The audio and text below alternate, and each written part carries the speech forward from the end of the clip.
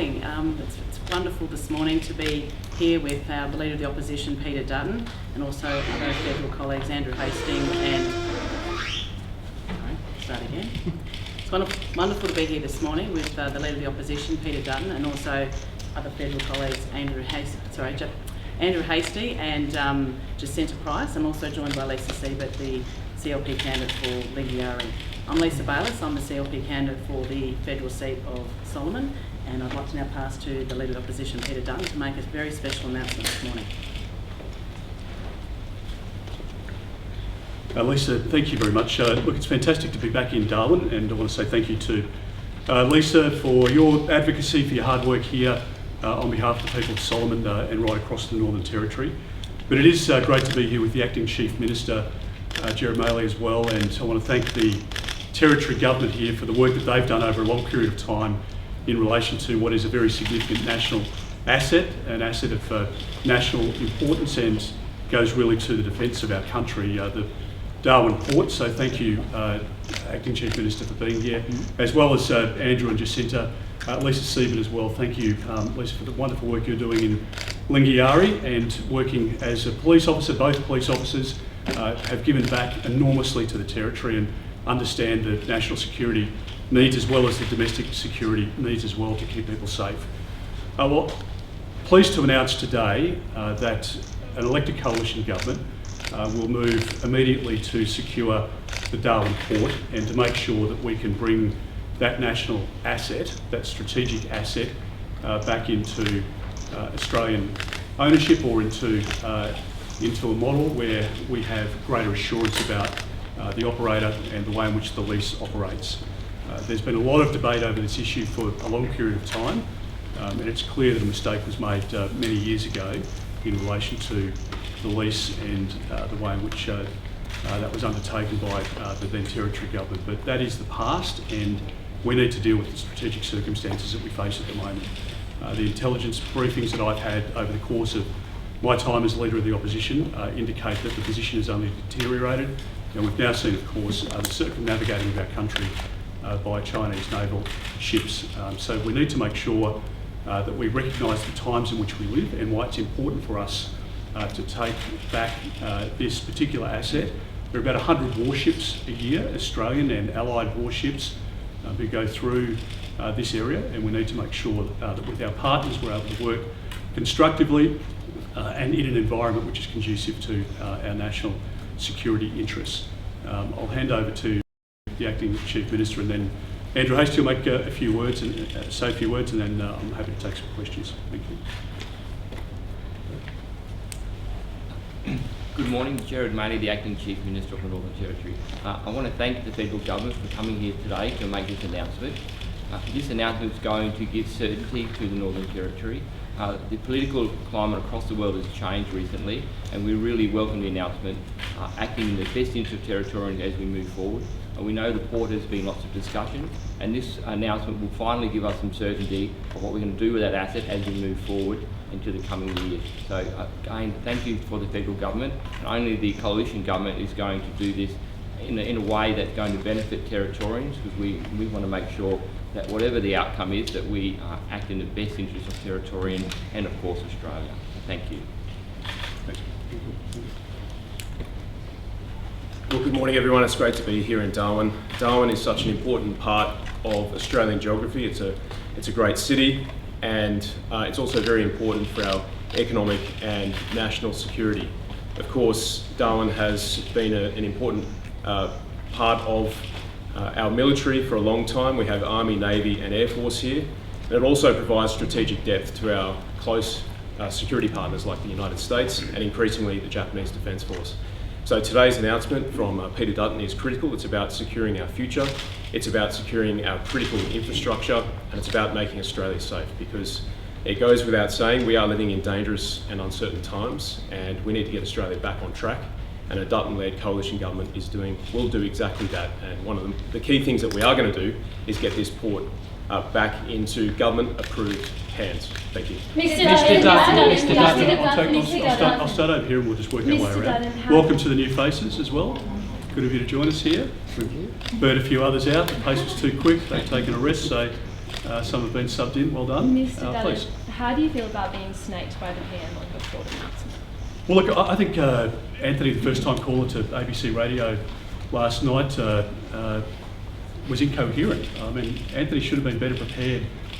He's had 3 years in preparation to make that phone call, and it was a train wreck interview. And I think if you read the transcript, nobody was any the wiser as to what the Prime Minister's actually done for 3 years.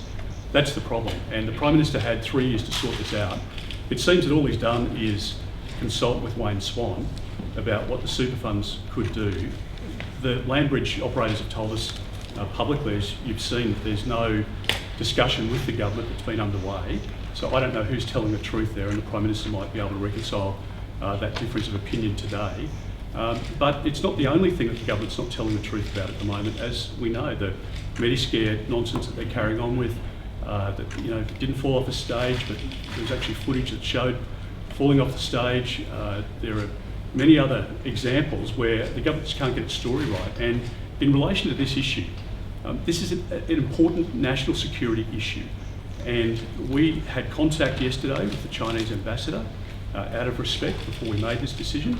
I don't know whether the Prime Minister made a call before he called ABC Radio, but we have thought through this process for a long period of time.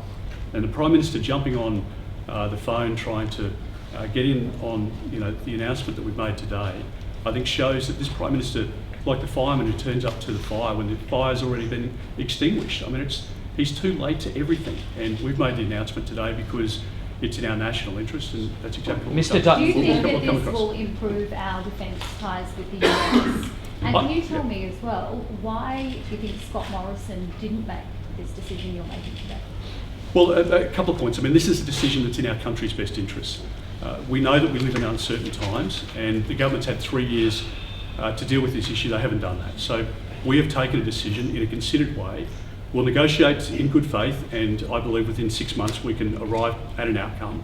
If that's not the case, then we will move to make sure that the asset comes back into ownership arrangements that are in line with our national security needs and our national interests, and that's a test for. My question was about US. My question was about US. Well, the relationship with the US, and as Andrew pointed out before, increasingly with Japan, with India, with the British, there are many naval assets of allies that will be in our region over the course of this decade and beyond. And you've already seen that in terms of joint training exercises. But the relationship with the US at a military level, particularly because of AUKUS, but also because of ANZUS and the 100-year relationship, that is as important as it's ever been. Mr. Dutton, do you think retaining the Port of Darwin from the Chinese will help you with your negotiations on tariffs with the Trump White House, considering his policies are all targeted at weakening Beijing? Well, our desire here, and as I say, we've been working on this policy well before even January, obviously, and we have announced a policy which is in our country's best interests. That's been the sole motivation here. We want to make a decision and to clean up a decision that shouldn't have been made years ago. And I think what we've demonstrated to the Australian public is that when it comes to national security, the coalition has the runs on the board. We understand the difficult environment in which we live, and we understand the response that is proportionate and that is in our country's best interests. And that's what we've been working on, and it's what we announced today. Mr. Dutton. Mr. Dutton, is now the right time to be antagonising China with global trade already so precarious? Well, this is about standing up for our national interests, and as Defence Minister, as Home Affairs Minister, I think I've demonstrated every day, as well as a police officer many years ago, that I will take the decisions that sometimes are the hard decisions, but the decisions that will make our country safe. And I've done that over the course of my working life, and it's what I want to do for our country as Prime Minister as well. Mr. Dutton, while it was the Northern Territory government that allowed this, that made the purchase, the coalition federal government allowed it through. Did the coalition stuff up in 2015 allowing the sale? Well, this was a decision of the Territory government 10 years ago. I think what's most important is what circumstances do we find ourselves in now? It's deteriorated just even over the last 3 years. That's the advice of the intelligence agencies to me.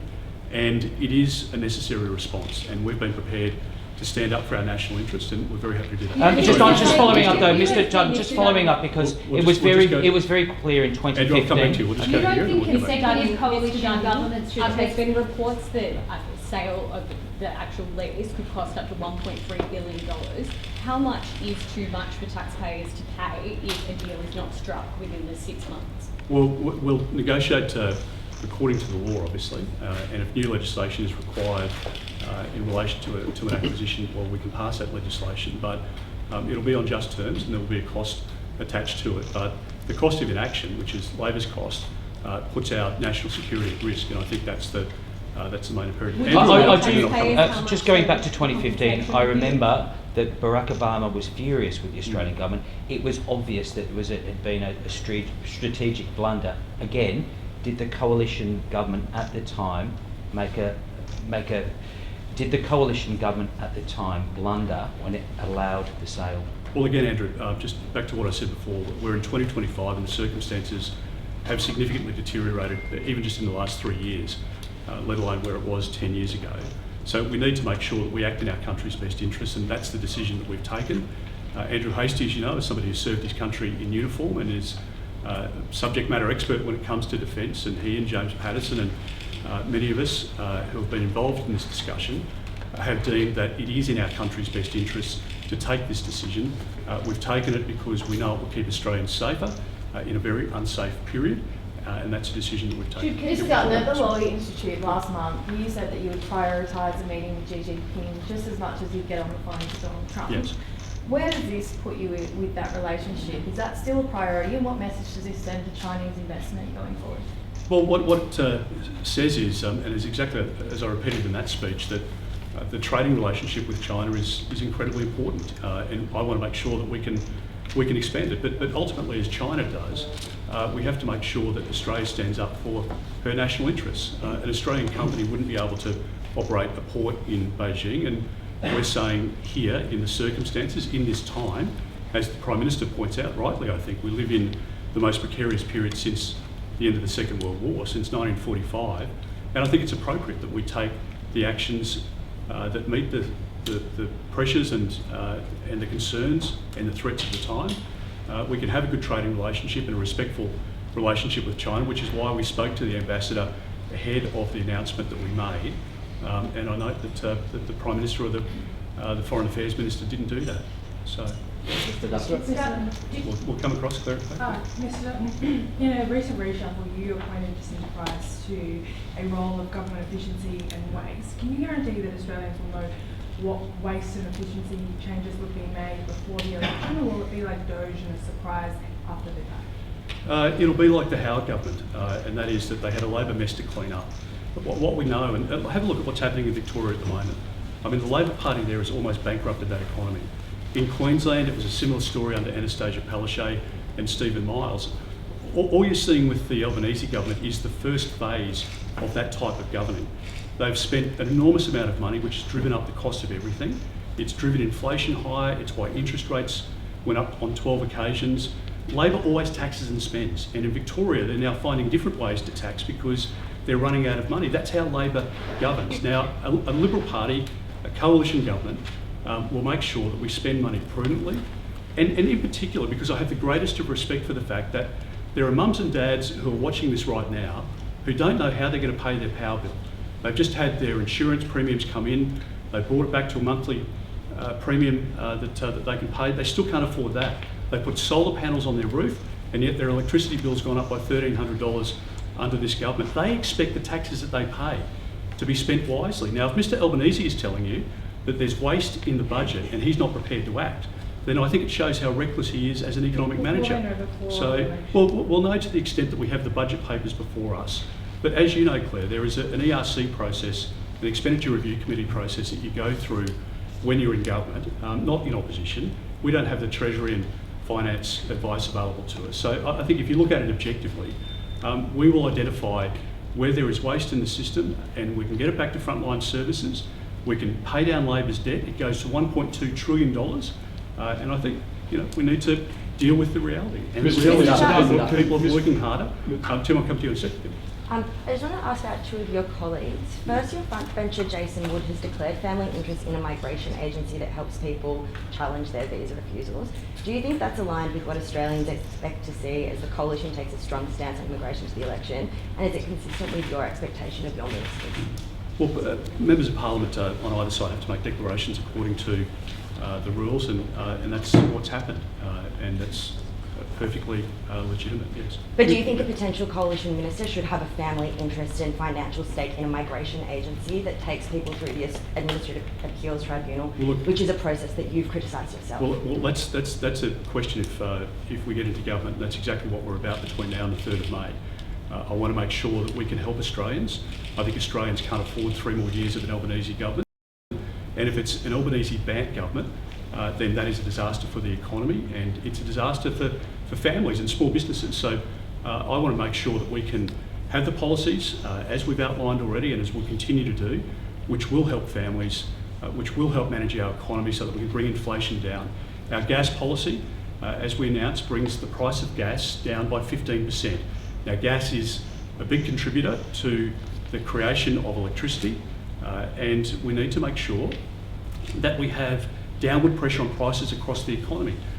And that's the debate between now and the next election. And then in relation to future ministers' declarations and their interest in the rest of it, I think it can be dealt with at that time. Mr. Dutton, if in government you have to go to a compulsory acquisition, what powers would you have in government? What powers would you be willing to legislate to get?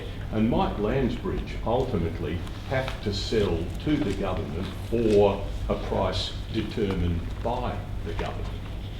Well, Tim, there's power at the moment under the Land Acquisitions Act, and if we need to introduce further legislation, then we will do that to achieve this outcome. It's absolutely essential that this port returns back into ownership that is consistent with the threat and the environment that we see ourselves in this century. We need to make sure that when we've got 100 warships passing through that port or past that port or in the vicinity of that port on a yearly basis, that we can do it in a way that doesn't raise any concerns about our national security interests, and that's why we've acted. The Prime Minister's had 3 years to act. He pretends on radio last night in a hurried call, late in the afternoon. I don't know what he'd been doing before he got on the phone, but he was pretty muddled in what he was saying, and it was almost incoherent. So it wasn't thought through, and to say that he's been negotiating when really all he's been doing is speaking with Wayne Swan, that is not a plan to keep our country safe. Could you tell Landsbridge the price that it buys the port for, ultimately, if it were to insist on ridiculous amounts of money? Well, Tim, there would be a negotiating process to go through, and as we've said, we would appoint, as we did in government with Nick Moore, to look at ways in which we can negotiate the outcome. We can do that on just terms, and we can get the Port of Darwin back into ownership here, and I think that's the most important thing that we're concentrating on. But we'll act in good faith, and we'll negotiate in good faith as well. Mr. Dutton, have you or anyone from the coalition actually engaged with prospective owners of the ports, things like IFM investors or other super funds? And can you explain what exactly is the national security concern about the Chinese ownership? Is it surveillance? Is it sabotage? Is it that it inhibits the Americans from building up their presence here in Darwin? What exactly is the issue? Well, a couple of points. So firstly, obviously, I think there are a number of parties